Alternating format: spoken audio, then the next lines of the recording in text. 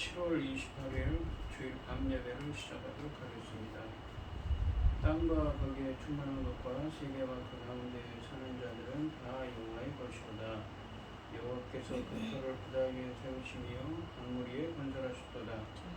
여호와의 산에 오를 자가 누구며 그의 거룩한 곳에 설 자가 누구인가. 곧 숨이 깨끗하며 마음이 청결하며 뜻을 허탄한 데 두지 아니하며 오직 맹세하지 아니하는 자로다.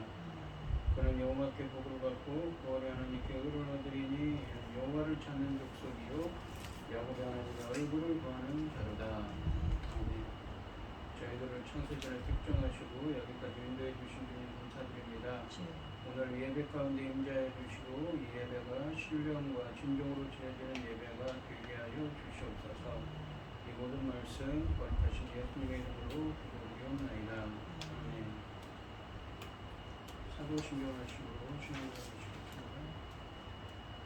전능하사 천지를 만드신 하나님 아버지를 내가 믿사오며 그 외아들 우리 주 예수 그리스도를 믿사오니 이는 성령으로 잉태하사 물론이요 마리아에게 나시고 본디오 빌라도에게 고난을 받으사 십자가에 못 박혀 죽으시고 장사한 뒤 사흘 만에 죽은 자 가운데서 다시 살아나시며 하늘에 오르사 전능하신 하나님 우편에 앉아 계시다가 저로서 선자와 죽은 자를 심판하러 오시리라. 성령을 믿사오며 거룩한 공예와 성도가 서로 교통하는 것과 죄를 사하여 주시는 것과 몸이 다시 사는 것과 영원히 사는 것을 믿사옵나이다. 아멘. 찬송가 313장입니다. 내 임금 예수 내 주여 이 죄인이 주님 앞에 한없는 은혜하고서 내 생명 모두 드리오니 그 풍성하신 은총을 주에게 내려주소서. 내 이름 예수의 주여 내 얼굴은 더우시고 주 십자가에 흘리신 그 피를 믿는 마음으로서 내 중한 죄를 사하여 정령한 맘 주소서. 내 이름 예수 내 주여 주에게 감격하여 한없는 감사 찬송을 주님 앞에 드리오며 내 마음과 정성 다하여 늘 기뻐하며 살리라. 내 임금 예수 내 주여 이 마음과 이 천한 몸그 후에 피로 가주고 주 친히 사신 것이오니 나 이제 살아주구나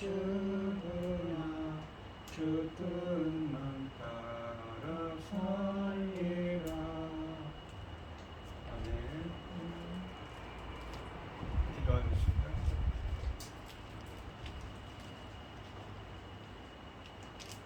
여호와는 나의 목자시니 내게 부족함이 없으리로다. 그가 나를 푸른 풀밭에 누이시며 쉴만한 물가로 인도하시느니라. 내 영혼을 소생시키시고 자기의 이름을 위하여 의의 길로 인도하시느니라. 내가 사망의 음침한 골짜기로 다닐지라도 해를 두려워하지 않을 것은 주께서 나와 함께 하시니라. 주의 지팡이와 막대기가 나를 안위하시나이다. 주께서 내 온술 목전에 상을 차려주시고 기름을 머리에 부으셨으니 내 잔이 넘치나이다. 내 평생의 선하심과 인자하심이 반드시 너를 따르리니 내가 여호와의 집에 영원히 살리리라. 천지 만물을 지으신 전능하신 하나님을 주님 어리석은 어리석고 보잘것없는 저희를 자녀 삼으시고 우리의 사랑 가운데 사랑하시는 참으로 감사드립니다. 어지럽고 복잡한 혼란스러운 이 시간에도 아버지 하나님 하나님께 예배드릴 수 있도록 인도하시는 참으로 감사드립니다. 전능하신 하나님 아버지 저희 대한민국 저희 나라를 기억하여 주시옵소서. 재난으로부터 전쟁으로부터 지켜주시고 아버지 하나님 기뻐하시는 아버지 세상 나라까지 삼으셨으니 아버지 하나님 그 천금 같은 귀한 사명을 감당할 수 있도록 도와주시옵소서. 전능하신 하나님 아버지 이 중대한 시대에 아버지 제사장 나라까지 삼아주시고 열매 거둘 새 시대를 열고 계시는데 아버지 하나님 도와주시옵소서. 천금 같은 열매 주님 십자가의 죽으심으로 아버지 열려지는 열매들 아닙니까? 이 귀한 열매를 아버지 하나님 아버지께서 기뻐 받으실 열매들이 넉넉히 나올 수 있도록 도와주시옵소서. 전능하신 하나님 아버지 당신의 사랑하는 종이 열매 거둘 이 시대에 열매 거둘 말씀을 준비시켜 강단에 세우셨으니 아버지 하나님 이 천금 같은 말씀으로 말미암아 아버지께서 심히 기뻐하신 아버지 열매들이 넉넉히 나올 수 있도록 도와주셨기를 간절히 소원하고 이 모든 말씀 영감 죄악 가운데서 우리를 구원하여 주신 예수 그리스도 이름으로 기도드리옵나이다. 아멘. 오늘 함께 하실 하나님의 말씀은 시편 2편 1절로 12절 말씀입니다. 시편 2편 1절로 12절입니다. 교독을 하겠습니다. 제가 먼저 읽겠습니다. 어찌하여 이방 나라들이 분노하며 민족들이 헛된 일을 꾸미는가? 세상의 관원들이 나서며 관원들이 서로 꾀하여 여호와와 그의 기름 부음 받은 자를 대적하며 우리가 그들의 맨 것을 끊고 그의 결박을 벗어버리자 하는도다. 하늘에 계시니까 웃으시며 주께서 그들을 비웃으시리로다. 그때 분을 바라며 진노하사 그들을 놀라게 하여 이르시기를 내가 너를 내 거룩한 산 시온에 세웠다 하시리로다. 내가 여호와의 명령을 전하노라. 여호와께서 내게 이르시되 너는 내 아들이라. 오늘 내가 너를 낳았도다. 내게 구하라. 내가 이방 나라를 내 유업으로 주리니 내 소유가 땅 끝까지 이르리로다. 내가 철창으로 그들을 깨뜨리며 질그릇같이 부수리라 하시도다. 그런즉 군왕들아 너희는 지혜를 얻으며 세상의 재판관들아 너희는 교훈을 받을지어다. 여호와를 경외함으로 섬기고 떨며 즐거워할지어다. 그의 아들에게 맞추라. 맞추라. 그렇지 아니하면 진노하심으로 진노하심으로 너희가 길에서 망하리니 그의 진노가 급하심이라. 여호와께 피하는 모든 사람은 다 복이 있도다. 아멘. 찬송가 85장입니다.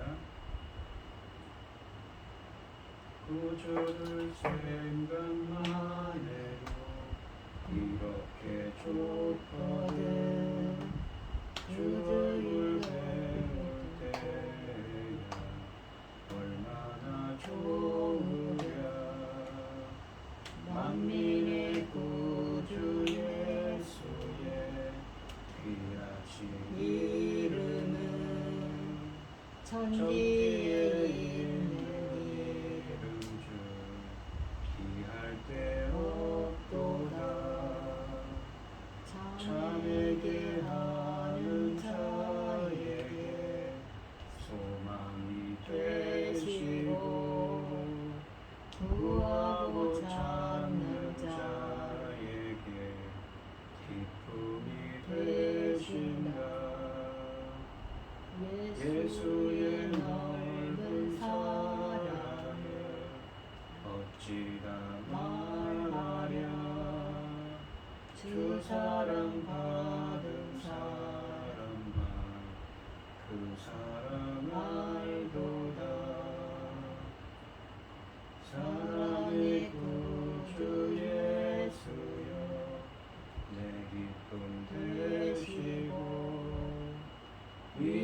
이제로부터 영원히 영광이 되소서.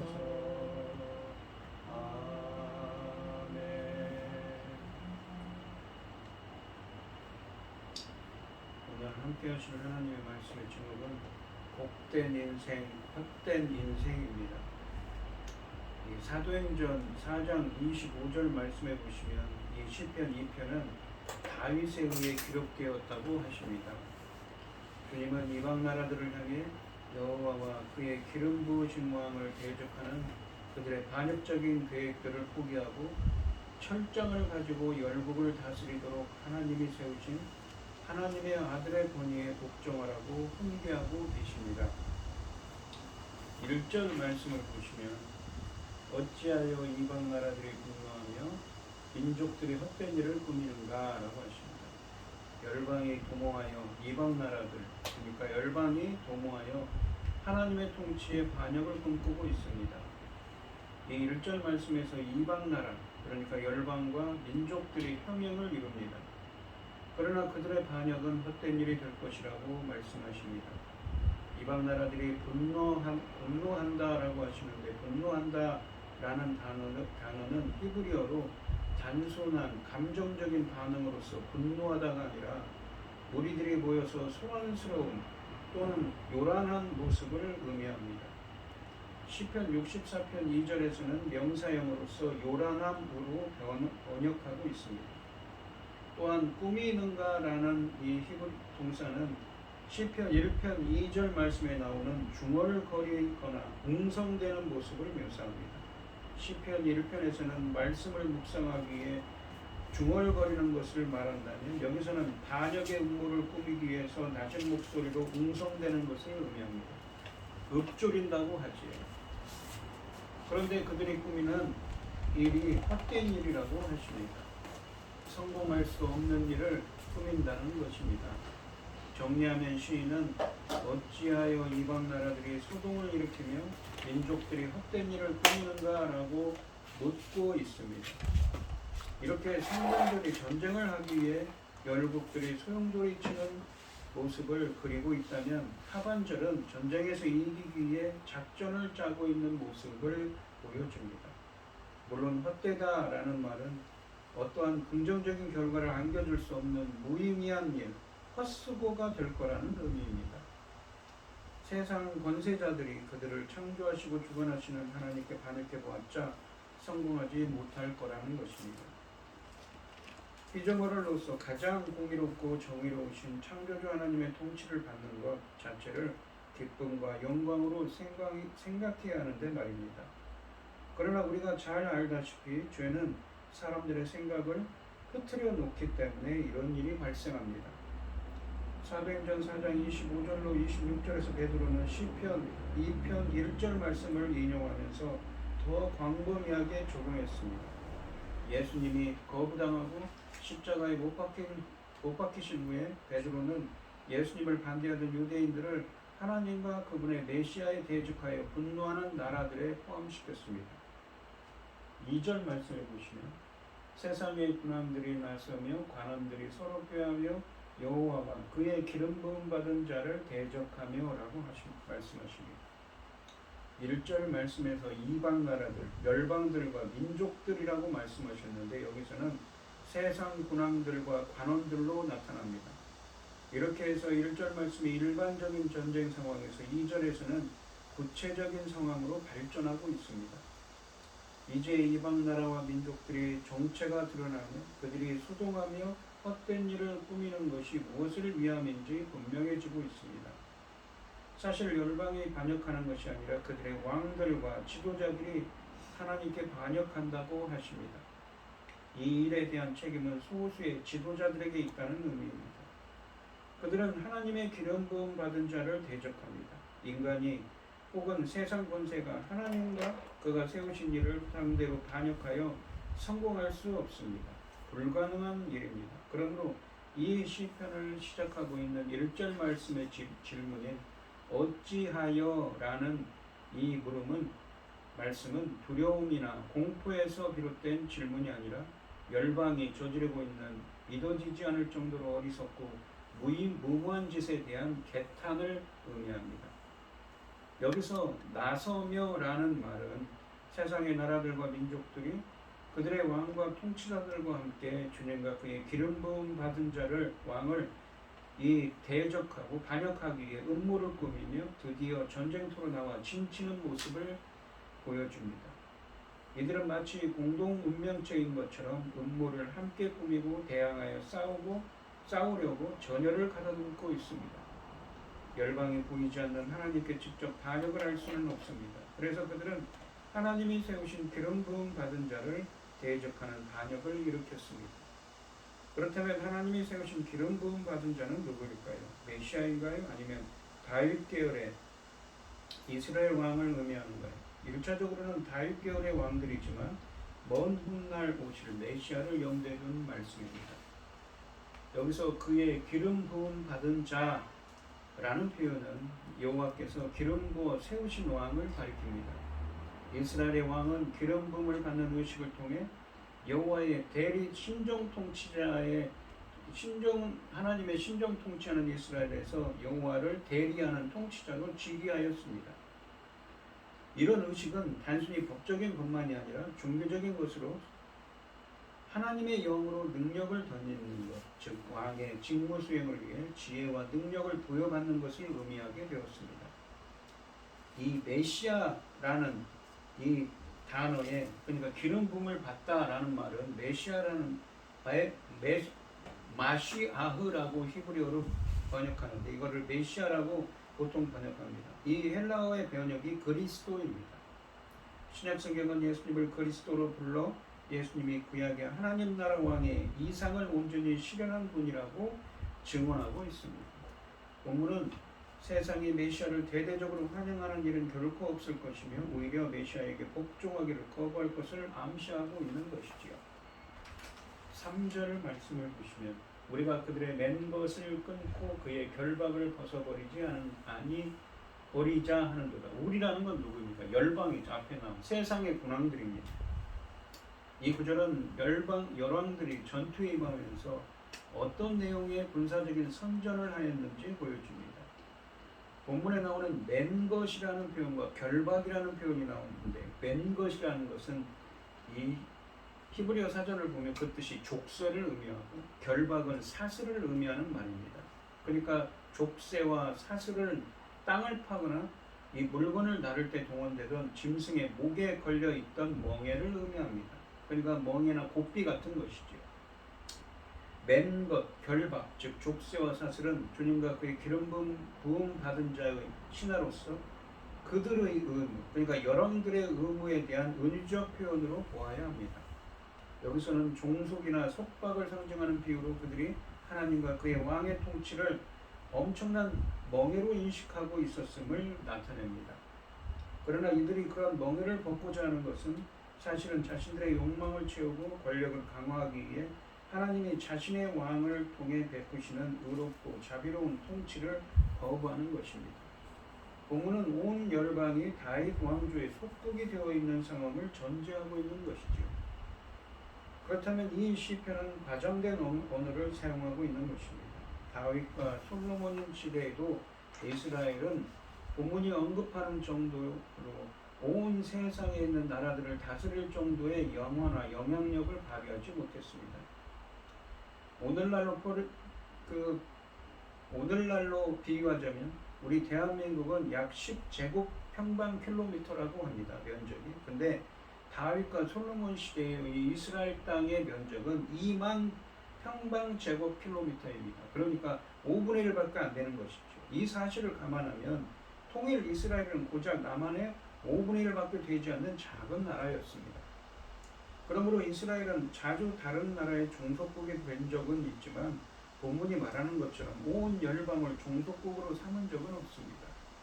그러나 신약 성경에서처럼 본문을 메시아적인 관점에서 해석한다면 전혀 문제될 것이 없습니다. 다윗의 후손으로 오실 메시아가 온 세상을 다스릴 것이며 그의 영향력은 땅끝까지 이르게 될 것을 암시합니다. 그렇다면 언제 본문이 묘사하고 있는 메시아의 통치에 대한 열방의 반역이 있을까요? 구약에서는 이 에스겔서 38장에 보시면 곡과 마곡의 사건과 연관되어 있고 신약에서는 이 곡과 마곡의 사건이 요한계시록 20장에 있는 최후의 전쟁과 연관되어 있습니다.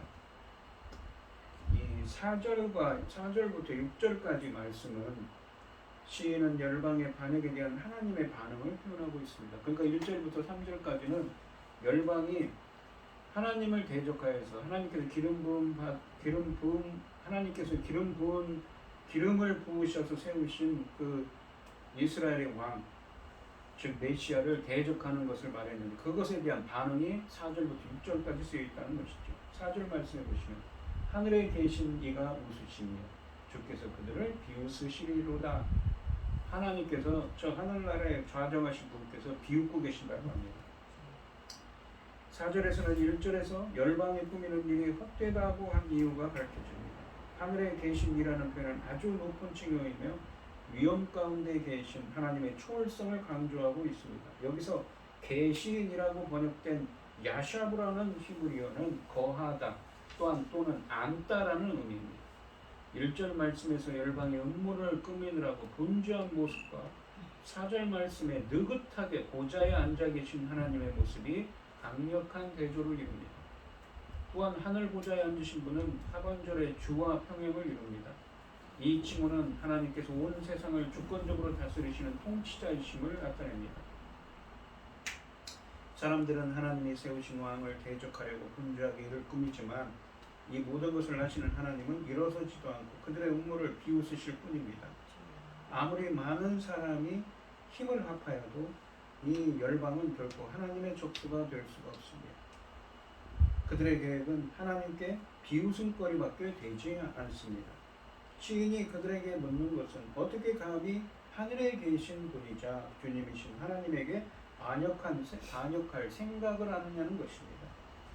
5절 말씀해 보시면 그때 분을 바라며 진노하사, 그때라는 바로 그때죠. 주님의 진노를 하십니다. 그들을 놀라게 하여 이루시기를 이라고 합니다. 열방의 음모가 허무한 웃음거리밖에 되지 않지만 그들이 일단 하나님께 반역했으니 하나님도 그들에게 대응하십니다. 5절 말씀에서는 세상 나라들의 반역할 때, 그때에 하는 말입니다. 그때에 대한 하나님의 대응이 진노와 분노 가운데서 그들을 놀라게 하여 책망의 말씀을 하시는 것으로 나아갑니다. 여기서 그때라는 말은 그들의 음모가 돌이킬 수 없는 곳에 이르렀음을 암시합니다. 이때까지 참고 지켜보시던 앉아 계시던 하나님이 더 이상 지켜보고만 있을 수는 없는 상황에 이르신 것입니다. 그러므로 하나님이 그들에게 진노하십니다. 이르시되라는 단어는 문맥상 여호와께서 진노 가운데 하시는 심판의 경고나 책망을 의미하며 놀라게 하다라는 단어는 이 정신을 잃어버릴 정도로 두렵게 하는 것을 의미합니다. 이런 동사들은 만약 하나님의 여호와의 분노 앞에서 회개하지 않으면 무시무시한 심판을 면할 길이 없음을 강조하는 표현들입니다. 마치 천둥소리처럼 갑자기 배반하는 자들에게 이 심판이 임합니다. 이 순간 메시아 왕을 반역하는 데 가담한 열왕들이 두려워 떨 것입니다. 6절 말씀해 보시면 내가 나의 왕을 내 거룩한 산 시온에 세웠다 하시리로다. 내가는 누구입니까? 여호와 하나님이시죠. 주님이 세우신 왕, 다윗 계열의 왕이죠. 거룩한 산 시온에 세웠다고 하십니다. 드디어 하나님이 열방의 반역에 대해 조치를 취하시기 시작하셨습니다. 이 일은 하나님이 직접 하시는 일이라는 사실을 강조하기 위해 그러나 내가라는 말로 6절 말씀을 시작합니다. 6절 말씀은 히브리 원문으로는 접속사 그러나로 시작하지만 한글 성경에는 생략되어 있습니다. 그러나 내가로 시작하여 1절부터 3절까지 말씀에 인간, 세상, 열방의 왕들의 반역에 대한 여호와 하나님께서 직접적으로 행동하심을 나타내고 있습니다. 여호와의 대책은 여호와 자신이 시온에 세운 왕이라고 선언하십니다. 이것을 5절 말씀과 연관시키면 진노하신 하나님의 심판이 자신이 세운 인간왕을 통해서 이루어지는 것을 의미합니다. 여호와는 2절에서 언급된 자신의 기름 부음 받은 자가 내가 직접 세운 왕임을 온 세상에 선언하십니다. 시온은 원래 예루살렘 성 최남단에 있는 산을 가리킵니다. 다윗이 사무엘하 6장에 보시면 다윗이 법궤를 시온산에 옮겨온 이후 그 산이 거룩하게 되었습니다. 나중에는 성전 예루살렘을 가리키는 의미로 사용된 말씀입니다. 나의 왕이라는 말은 좁게는 다윗과 그 후예를 가리키지만 궁극적으로는 나귀를 타고 입성하시는 그리스도를 내다보는 것입니다. 세상 나라들의 악한 경영과 마음속 모의를 다 아십니다. 그리하여 그들의 반역을 웃음거리로 만드시고 자기 주제를 모르는 교만에 분노하십니다. 인간의 능력이 아무리 크고 막강하더라도 이 땅에 하나님 나라를 세우시려는 주님의 역사를 막을 수는 없습니다. 사람은 자신들의 역사만을 기억하고 또 그 역사의 주인공이 되고 싶어 하지만 영원히 기억될 역사는 하나님의 역사뿐입니다. 영원한 영광을 누릴 하나님 나라 이야기에 참여하는 사람들이 되시기를 바랍니다. 7절 말씀해 보시면 내가 여호와의 명령을 전하노라. 여호와께서 내게 이르시되 너는 내 아들이라 오늘 내가 너를 낳았도다 라고 하십니다. 6절 말씀에서 시온에 세상을 다스리는 왕을 하나님이 세우셨다고 하셨는데 바로 누구입니까? 메시아이신 예수 그리스도죠. 7절 말씀에서 이 오늘은 다윗 왕조의 왕이 즉위하는 날입니다. 그러므로 본문은 하나님이 다윗 왕조의 왕들을 직접 세우셨다는 사실을 강조합니다. 또한 이 이스라엘 왕은 하나님의 아들이라는 사실을 강조합니다. 고대 근동지방에서 신이 왕을 낳았다고 하는 것은 신이 그를 아들로 입양했다는 뜻입니다. 그래서 8절 말씀에 있는 것처럼 하나님의 아들로서 이스라엘의 왕은 하나님으로부터 세상을 다스리는 권리를 유산으로 받았습니다. 하나님께 세상을 유산으로 받은 메시아는 자기가 원하는 대로 그들을 다스릴 수 있습니다. 바로 앞절인 6절에서는 하나님이 말씀하셨는데 7절에서는 아들인 곧 하나님의 기름 부음을 받은 이스라엘 왕, 더 나아가서는 메시아이신 예수 그리스도께서 말씀하고 있습니다. 메시아는 하나님이 그에게 하신 말씀을 받은 그대로 당당하게 선포합니다. 내용을 살펴보면 무엇보다도 왕과 하나님의 관계가 강조되고 있습니다. 하나님은 왕의 아버지이고 왕은 하나님의 아들이라고 하십니다. 하나님이 그 아들을 오늘 낳았다고 하십니다. 이것은 이집트의 왕 개념처럼 신적인 출생을 의미하는 것이 아니라 하나님에 의해 선택되어서 왕으로 임명받았음을 비유적으로 표현한 것입니다. 하나님이 다윗과 맺으신 언약, 그러니까 사무엘하 7장에 나오는 다윗 언약에 기초하여 다윗 왕과의 왕권을 영속화하는 것입니다. 이 구절은 예수 그리스도를 가리키는 것으로 신약에 자주 인용되고 있습니다. 8절 말씀해 보시면 내게 구하라. 내가 이방 나라를 너의 유업으로 주리니 내 소유가 땅끝까지 이르리로다. 유업이라는 것은 상속 제한입니다. 나할라라고 해서 기업, 그러니까 부모로부터 마치 하나님의 아들이라고 했죠. 여기 앞에서 내 아들이라고. 그러니까 하나님의 아들이기 때문에 상속을 받는 것입니다. 기업이 되는 거예요. 상속 재산. 이 8절 말씀은 7절에 이어지는 하나님의 칙령으로서 하나님의 아들로서의 왕의 소유이자 이상적인 통치 영역에 대해 말씀하십니다. 아들은 상속자이기 때문입니다. 하나님의 유산은 1절부터 3절에 나왔던 이방 나라들을 포함한 땅끝까지라고 하십니다. 이 유산은 바로 하늘에 좌정하신 아버지 하나님의 통치 영역입니다.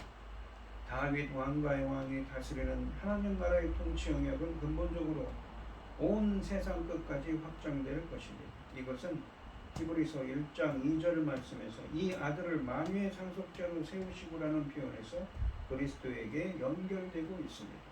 하나님은 이 관계를 근거로 아들인 왕이 청하는 것이라면 무엇이든지 그에게 허락하실 아버지가 되십니다. 8절 말씀에서 내게 구하라 그러면 주리니 라는 말씀은 열왕기상 3장 5절 말씀에 보시면 하나님이 기브온 산당에서 솔로몬에게 하신 말씀을 연상케 하며 이 시편을 다윗 언약과 연관시키고 있습니다. 아들인 왕은 오직 그의 아버지 하나님을 통하여 권한을 행사할 수 있다고 하십니다. 본문은 이스라엘의 왕과 하나님의 관계를 매우 적절하게 묘사하고 있습니다. 열방은 하나님의 아들에게 유업과 소유가 됩니다. 그 이 의미는 하나님의 통치는 모든 민족들과 같은 온 세상에 미치게 된다는 의미입니다.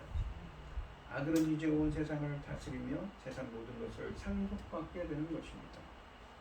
9절 말씀을 보시면 네가 철장으로 그들을 깨뜨리니 너는 누구입니까? 바로 하나님의 아들인 이스라엘의 왕이요 더 나아가서 메시아이신 예수 그리스도라고 했죠. 질그릇같이 부수리라 하시도다. 이 9절 말씀은 왕의 상속물로 주어진 온 세상이 왕의 통치 혹은 전쟁을 통해 획득될 것을 말씀하십니다. 하나님은 왕에게 열방을 질그릇 부수듯이 부술 수 있는 철장을 주시겠다고 하십니다. 철장이라는 것은 철퇴를 의미합니다. 내리치는 철장, 내리치는 철퇴에 박살나지 않을 질그릇은 없습니다. 그러므로 이 철장은 통치권의 절대적인 권력과 위상을 상징합니다. 이 철장은 창세기 49장 10절에 보시면 야곱이 유다에게 빌어준 축복에서 언급된 규이기도 합니다. 야곱의 유다에 대한 축복을 감안하면 본문이 유다 지파에 속한 다윗 집안 왕들을 통해 먼저 성취되었고 장차 다윗의 후손으로 오실 메시아를 통해 성취될 것이 더욱더 확실합니다. 그러므로 신약 성경에서는 시편 2편에 기록된 내용을 예언적으로 간주해서 예수님께서 성취하신 것으로 간주하고 있습니다. 한 가지 인상적인 것은 계시록 22장 26절로 27절 말씀에서 부활하신 예수님은 8절부터 9절까지 말씀이 묘사하고 있는 막강한 권세를 자신이 아니라 승리한 모든 성도들에게 부여하신다는 사실입니다. 하나님의 대리 통치자로 세워진 이스라엘 왕의 세계 통치는 여호와의 의로운 통치를 배양하는 세력들에 대한 정복이자 공의와 정의의 통치, 안전과 복지의 통치, 압제를 저항하는 하나님의 통치를 확장하여 온 세상에 하나님 나라를 세우는 통치입니다. 그래서 9절 말씀은 요한계시록에 여러 번 인용되어서 그리스도의 온 세상 통치와 그의 백성들의 세계 통치에 대한 예언으로 다뤄지고 있습니다. 12장 5절 그리고 계시록 19장 15절로 16절 말씀에도 비슷한 구절이 인용되었다고 합니다. 하나님 나라를 대적하는 세력에 대한 하나님의 대책은 메시아이셨습니다. 아들을 왕으로 세워 세상의 도발을 제압하고 그 왕에게 세상 모든 나라를 기업으로 주실 것입니다. 메시아의 등장으로 세상 나라들의 경영이 얼마나 헛되고 무익한지를 드러내실 것입니다. 이 말씀은 다윗의 후손으로 오신 예수 그리스도를 통해 성취되었고 이제 그 완성을 향해 나아가고 있습니다. 10절과 11절 말씀을 보시면 그런즉 군왕들, 근데 군왕들은 누구입니까? 바로 이 주님을 대적하던 이방 나라들의 군왕들이지. 너희는 지혜를 얻으며 세상의 재판관들아 너희는 그 교훈을 받을지어다. 여호와를 경외함으로 섬기고 떨며 즐거워할지어다 라고 하십니다. 이 그런즉이라는 말씀은 그러므로 이제를 의미하며 앞에 있는 5절 말씀에 그때에 라는 말씀과 대조를 이룹니다. 이제 이 부분에 있는 시인인 다윗은 앞서 반역하던 무리들을 향하여 지혜를 얻고 교훈을 받으라고 권면합니다. 다윗은 열방에게 하나님이 그들을 죽음으로 내몰 수 있는 반역하는 무모함과 어리석음을 버리고 그들을 살필 수 있는 지혜를 구하라고 권면하고 있는 것입니다. 현실을 정확히 파악하고 현명하게 처신하라는 말입니다. 그렇다면 열방은 어떻게 해야 하는가요? 다윗은 11절 말씀에서 열방에게 두려운 마음으로 주를 섬기라고 합니다. 여호와를 두려워하는 것은 우리가 시편 34편 11절로 14절 말씀에 있지요. 너희 자녀들아 와서 내 말을 들으라. 내가 너희를 여호와를 경외하는 법을 너희에게 가르치리라 라고 하셨습니다. 생명을 사모하고 연수를 사랑하여 복받기를 원하는 사람이 누구냐? 그러니까 여호와를 경외하는 법을 가르치겠다고 하면서 여호와를 경외하는 자들에게는 장수의 복을 주신다고 하십니다. 그러면서 여호와를 경외하는 것이 뭐냐면 내 혀를 악에서 금하며 내 입술을 거짓말에서 금할지어다. 악한 말을 하지 말고 거짓말도 하지 말고 악을 버리고 선을 행하며 화평을 찾아 따를지어다라고 합니다. 선을 행하라고 하죠. 악한 말을 금하고 선을 행하라. 하나님의 기뻐하신 뜻대로 행하라는 것입니다. 여호와를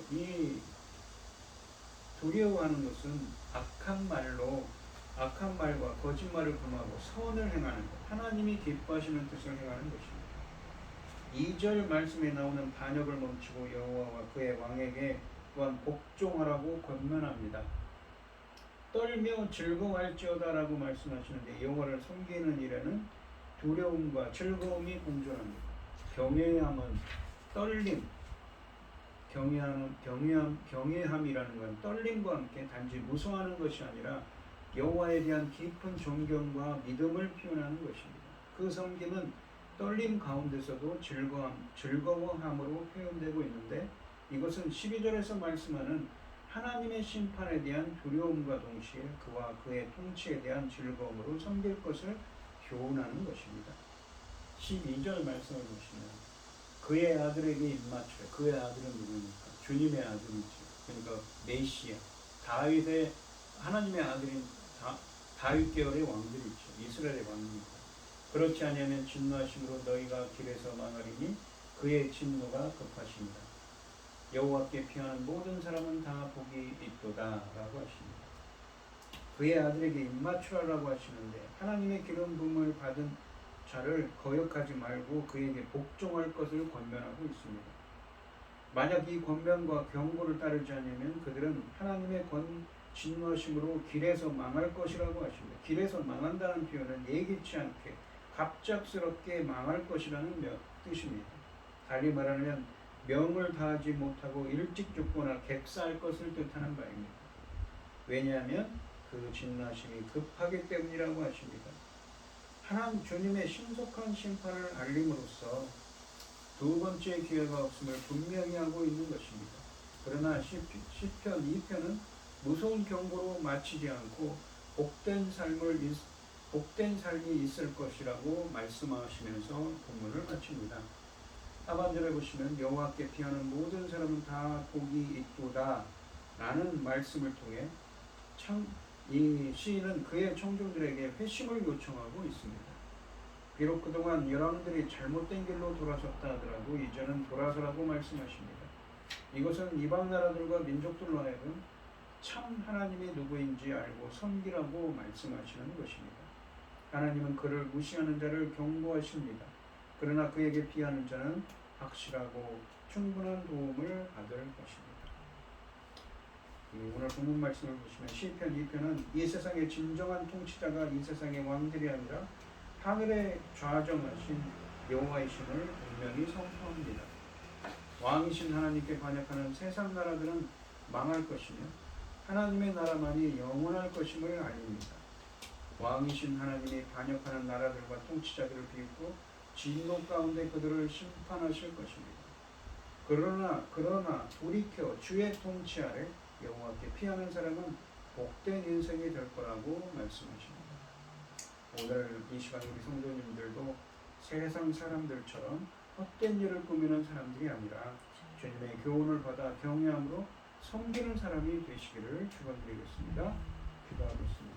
그래서 헛된 인생이 아닌 복된 인생을 살아가는 여러분들이 되시기를 바랍니다. 기도하겠습니다.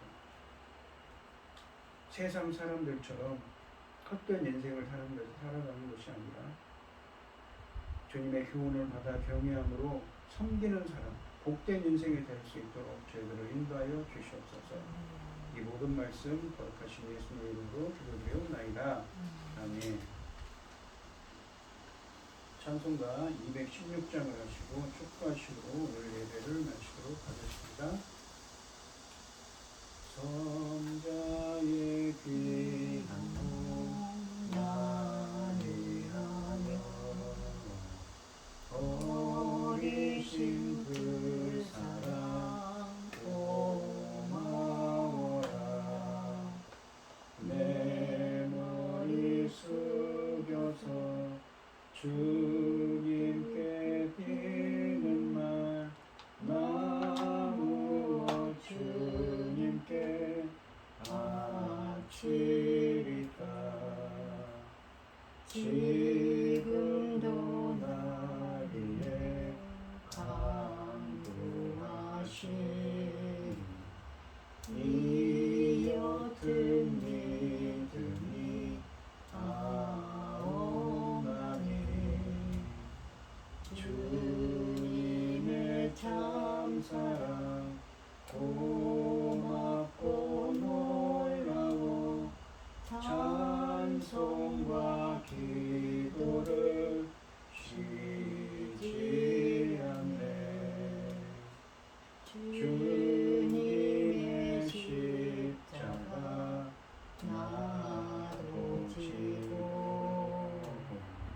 진실한 믿음과 마음으로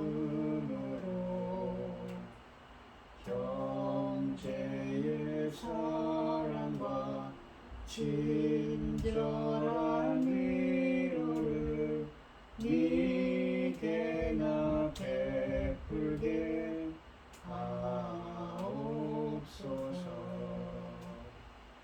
한 가지 은혜를 알았으니 내 평생 슬프나 즐거우나 이 몸을 온전히 주님께 바쳐서 주님만 위하여 늘 살겠네.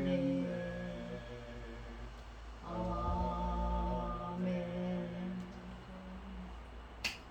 이제는 주 예수 그리스도의 은혜와 아버지 하나님의 극진하신 사랑과 성령의 교통하심이 성도들 머리머리 위에 이제로부터 영원히 함께 있을지어다. 아멘. 아멘.